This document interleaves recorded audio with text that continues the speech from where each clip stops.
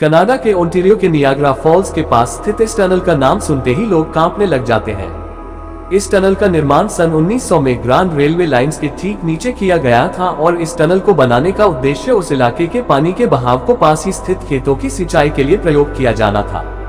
16 feet ऊंची और 125 feet लंबी इस टनल की कहानी किसी को भी ला कर रख सकती है।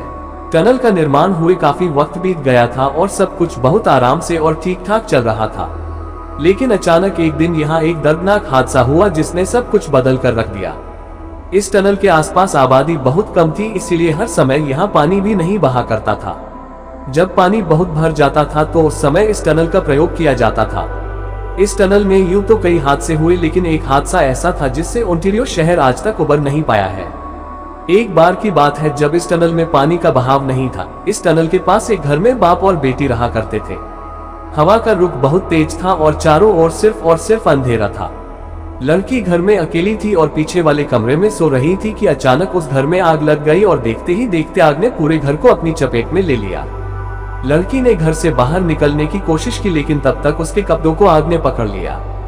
खुद को बचाने के लिए वह टनल की तरफ भागी, लेकिन टनल में भी उस समय पानी नहीं था। आग की जलन की वजह से वह चीखती चिल्लाती रही। उसकी चीख बहुत भयानक और दर्दनाक थी, जिसे सुनकर कई लोग वहां इकट्ठा हो गए, लेकिन किसी ने उस लड़की को नहीं बचाया और आखिरकार उस लड़की ने यहाँ दम तोड़ दिया। इसके अलावा यहाँ एक और लड़की की ऐसे ही जलने के कारण मौत हुई थी। लोगों का कहना है कि इस टनल में कुछ दरिंदों ने एक लड़की का सामूहिक बलात्कार किया और अपने जुर्म को छिपाने के लिए उस लड़की को जिंदा जला दिया। उसकी चीखें आसपास के इलाकों तक सुनाई दी।